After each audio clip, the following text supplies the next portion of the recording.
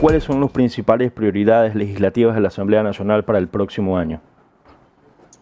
Bueno, nosotros tenemos una agenda que se construyó en consenso con las distintas fuerzas políticas que tenemos aquí en el país. Si bien la normativa menciona que esta agenda se la construye con los aportes de de las bancadas, en este caso tenemos solamente dos bancadas, se ha tomado en cuenta las propuestas de los independientes, de los asambleístas que son de movimientos que no, por su volumen de asambleístas, no conforman una bancada, pero se ha tomado en cuenta y tenemos una agenda en conjunto, una agenda que responde a la representatividad de todos estos asambleístas en cada uno de sus territorios. La prioridad que tenemos nosotros como agenda legislativa va a ser enfocada en la seguridad, en luchar contra la corrupción, sin dejar, por supuesto, de lado temas importantes también para el país, como son salud, empleo, el tema económico.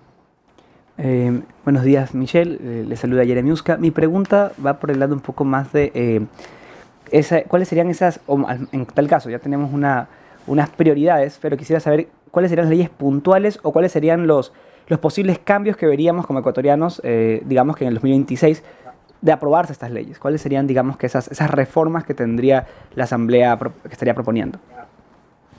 Bueno, partamos, por ejemplo, de que el día de ayer una compañera nuestra de bancada, Diana Jaco, me presentó una propuesta de ley para que no prescriban delitos como el terrorismo, delitos que están afectando muchísimo a la estructura, como sociedad, a la estructura, como país, que creo que es importante darle prioridad a estos temas. De igual forma, estamos esperando el pronunciamiento de la Corte Constitucional para que posteriormente llegue acá a la Asamblea Nacional la enmienda de varios artículos de la Constitución para que los presos, las personas privadas de la libertad, dejen de ser un grupo prioritario, sin que esto, por supuesto, signifique regresión de derechos. Entonces, son varios los temas que ya están sobre la mesa, que van a ser, que están siendo prioridad y van a seguir siendo prioridad desde el siguiente año. Sabemos que la ley de ciberseguridad que está en segundo debate, también hay un proyecto de ley sobre el apoyo a las Fuerzas Armadas y también el diario El Universo lo entrevistó el presidente de la Asamblea, Nils Olsen, donde dijo que según el presidente de la Asamblea, justamente Nils, se cumplió el 41% de la agenda de las leyes en 7 meses. ¿En el 2026 se va a cumplir el 100%? Sí, por supuesto. Por supuesto, nosotros estamos con un avance que es significativo para el país, que responde a las urgencias que tenemos como país. Sí quisiéramos también que, por supuesto, todos los asambleístas de las distintas fuerzas políticas que se tienen en el país eh, tengan esa causa ciudadana, contesten a esos requerimientos ciudadanos con la votación, la aprobación de los distintos temas que son para el beneficio de todos, porque muchas veces la razón de que no se avance un determinado tema es justamente por trabarlo o por no permitir que éste sea aprobado para el beneficio de los ecuatorianos. Entonces, esperamos que se cumpla el 100% de la agenda, tomando en cuenta también que hemos tenido varias leyes económicas urgentes enviadas por parte del Ejecutivo Legislativo que han sido tratadas, exactamente 6 leyes, y que eso también ha sido un trabajo arduo de la Asamblea. Cuando nosotros iniciamos esta gestión existía el 3% de credibilidad en este importante poder del Estado, ahora ya está en más del 45%. Considero que es un trabajo conjunto y parte de eso también es cumplir la agenda legislativa. Y en esa línea, Michelle, dado que ya se está acabando el 2025 y, bueno, como mencionaba Fabricio, ya se cumplió el 40% de la agenda legislativa, como usted menciona, se han aprobado 6 leyes económicas urgentes. ¿Cuáles serían, digamos, que los resultados de esas leyes, o cómo usted calificaría, digamos, que la importancia de las reformas aprobadas en el año 2025 y pues la influencia que tiene eso, digamos, que el cambio que ha habido, digamos, en el Ecuador en función de esas leyes que se han aprobado en la Asamblea Nacional? Bueno, siempre cualquier ley que se reforme o cualquier ley nueva que se apruebe aquí en la Asamblea Nacional va a tener una injerencia directa en la vida de los ciudadanos. Muchas de estas leyes influyen en el tema de seguridad, que es lo que todos queremos, no solamente para que esté desplegado un bloque de seguridad, que es Fuerzas Armadas y Policía Nacional en territorio, sino también para tener desde otros puntos, desde otros frentes, esta lucha contra el crimen organizado, esta lucha contra estos grupos transnacionales. Sí ha habido proyectos de ley que que la Corte Constitucional no ha dado paso, voy a ser reiterativa. Lo que no estoy yo de acuerdo son en estas decisiones de los jueces. La Corte Constitucional es importante, es un organismo importante, pero lo que no estoy de acuerdo son en varias de las decisiones de sus jueces que han dejado de prioridad a los ciudadanos simplemente por tener algún otro tipo de análisis que no responde a la urgencia que tenemos como país. Sí, desde la Comisión de Desarrollo Económico, ¿qué proyectos considera prioritarios para el próximo año? Bueno, nosotros actualmente en la mesa estamos tratando la ley de transporte, tránsito y seguridad vial. De igual forma estamos tratando la ley de los artesanos, que son de los principales que estamos todas las semanas convocando. Hoy también tenemos 2 sesiones de nuestra Comisión de Desarrollo Económico.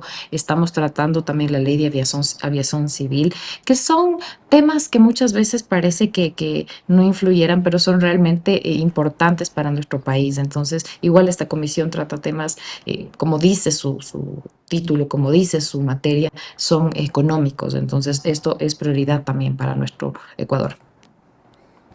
Y ahora un poco preguntarle, quizá, yo sé que ya se está, bueno, ya vamos a entrar al 2026, sé que bueno, se votó ayer una ley sobre seguridad que al final pues, no fue aprobada, creo que, si no me equivoco, la bancada de la RC pues, votó en contra, y quisiera saber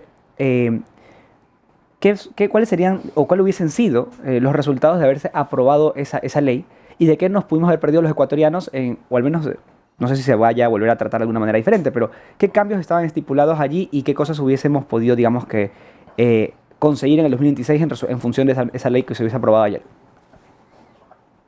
Bueno, estamos hablando sobre el informe para el primer debate de la ley orgánica de repetición, o me están consultando sobre la ley de deporte, porque estas dos van a seguir siendo tratadas en la comisión. Hay varios aspectos que por su materia tienen que volver a ser analizados y se los tratará en las mesas de las distintas comisiones. No, Ahora, si es que, dígame. sí, no, mil disculpas, no me refería al de ayer, me confundí me refería a la en la que se estaba buscando proponer, si no me equivoco, eliminar ¿cómo era la figura que tú me estás diciendo de los PPL como personas, Grupos prioritarios. como grupos prioritarios? Ya, eso es una propuesta, sí, que lo realizamos como bancada de Acción Democrática Nacional con nuestra compañera Lucía Pozo, pero el trámite como tal se lo tiene que ir a la Corte Constitucional para que ellos dictaminen la vía, y después de que la Corte Constitucional dictamine la vía, viene acá a la Asamblea Nacional. Sí, entonces todavía está ahorita en cancha de la Corte Constitucional, que voy a ser enfática, espero que ellos respondan como necesidad de país. Aquí es claramente urgente que los privados de la libertad no sean un grupo prioritario, no estén en el mismo grupo de nuestros adultos mayores, de nuestros niños, de las personas que tienen enfermedades catastróficas. Y aquí aclarar, porque ha habido muchos opinólogos o muchos analistas donde menciona que es una regresión de derechos, totalmente falso. El artículo de la Constitución donde determinan los principios y los derechos que tienen los PPLs consta educación, consta salud, y van a seguirlo teniendo. No se está tocando, no se está editando estos derechos. Lo que se está haciendo es que no sean un grupo prioritario, porque no está bien que en el mismo grupo, donde por una causa que es involuntaria muchas veces, como es una enfermedad catastrófica, como es adulto mayor, tengan que estar las personas que cometen un crimen voluntariamente y que estén pagando una pena. Entonces, sí tenemos que diferenciar estos grupos para tener, por supuesto, una mejor sociedad. En esa línea de lo que usted estaba diciendo, quisiera saber, porque no me queda muy claro en sí, cuál sería la diferencia ya en la ejecución pues, del día a día del trato con los PPL, el hecho de que se les cambie, digamos que ese criterio pues, de prioritario. ¿Me puedes repetir, por favor? Claro, quería saber si cómo afectaba en sí al trato de los PPL el cambio de su prioridad o de su estatus prioritario. Mira, realmente no les afecta en absolutamente nada, porque ellos siguen teniendo acceso a la salud, ellos siguen teniendo acceso a educación, ellos siguen teniendo acceso a esta atención que tiene el Estado como obligación brindarles a ellos, ¿sí? En los centros de detención, en los centros de privación de libertad, tienen sus centros de salud. Por supuesto, si llega a ser un tema mayor, se les derivará a un hospital. Eso no se está tocando. Sabemos que como Estado se tiene la obligación de atenderles y se lo seguirá haciendo, pero lo que no queremos es justamente de que estén al mismo nivel que nuestros adultos mayores, que nuestros niños.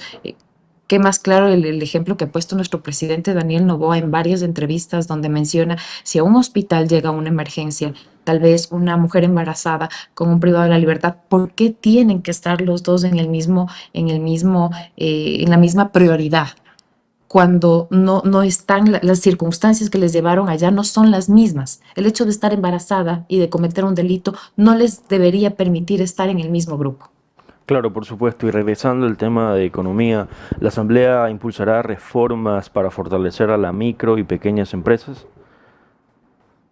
Sí, por supuesto. Aquí todo lo que se busca, las decisiones que se toman siempre van a ser con un solo fin, que es el beneficio de los ecuatorianos. Quisiera entrar saliendo un poco del tema legislativo, preguntarle un poco por lo que he estado revisando del caso AAA. Sé que entiendo yo que ha habido un poco una polémica ahí un poco con, digamos que el gobierno nacional y pues el alcalde de Guayaquil. Y como guayaquileño sí me queda la duda de cómo va encaminado eso, cuál es la postura, al menos por parte de, pues, del gobierno con respecto a la situación que tenemos acá en Guayaquil con el caso AAA y con el alcalde de Guayaquil. Bueno, yo creo que es importante aquí saber desde dónde se ocurrió esto, cuál es el punto de partida de todas estas investigaciones y todos estos procesos que se están dando en contra del alcalde de Guayaquil, que tiene la audiencia el 24 de diciembre. Esto parte de una denuncia de la Agencia de Control Hidrocarburífero, claramente porque existe una gravedad de todo lo que está pasando en la cantidad de combustible que se ha destinado presuntamente a actividades ilícitas. Y van a decir, bueno, ¿y qué pasa con el combustible? ¿En qué afecta? ¿En qué no afecta? Ese combustible sirve para que los GDOs sigan delinquiendo, sirve para que los GDOs sigan dedicados a minería ilegal, sigan tratando la droga. Entonces, realmente es un punto de partida bastante crítico.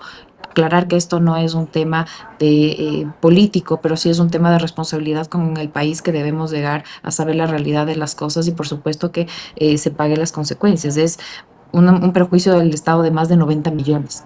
Entonces, aquí nosotros también tenemos que darnos cuenta de que no podemos dejar pasar estas cosas, no podemos mirar a otro lado como que nada pasa. Son varias inconsistencias que existen en estos procedimientos, son varias inconsistencias que claramente algo no está pegado a la normativa, no está pegado a la legalidad, y esperamos, por supuesto, que las autoridades competentes hagan su trabajo, porque ni los guayaquileños ni los ecuatorianos nos merecemos este tipo de acciones que son totalmente contrarias al beneficio de los ecuatorianos. La Asamblea, justamente en este tema, ¿la Asamblea piensa hacer algo al respecto sobre el caso a pesar que de la Fiscalía lo está haciendo? Bueno, nosotros desde la Asamblea, por supuesto, estaremos pendientes.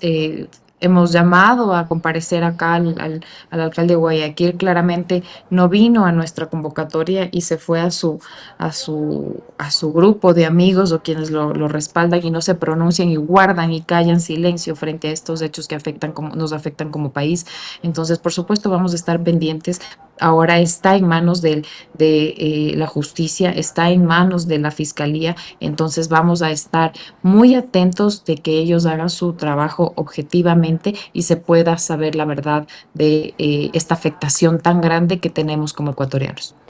Bueno, quisiera yo en cambio preguntarle qué se puede hacer más que por el caso puntual para evitar casos como este. Lo digo porque entiendo que si bien ya se eliminó el subsidio, por ende creería que ya por ese lado es, digamos, que un punto menos por el cual pueden cogerse, digamos, que estos grupos delictivos. Pero ¿qué más se puede hacer para evitar casos que afectan al final a la administración pública como este?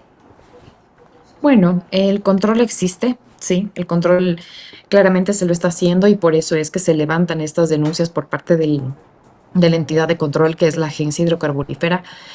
Podemos ver que están haciendo su trabajo, podemos ver que están atentos, pero sí también considero que es una responsabilidad de los ecuatorianos de elegir bien a nuestras autoridades. Ya estamos viendo que no todos responden a ese voto de confianza de la gente, no todos responden a ese voto de credibilidad que tienen los ecuatorianos cuando eligen un alcalde. Entonces, sí debemos nosotros también reflexionar y elegir bien, elegir bien a las autoridades, porque muchos de ellos hacen cualquier cosa menos trabajar para la gente.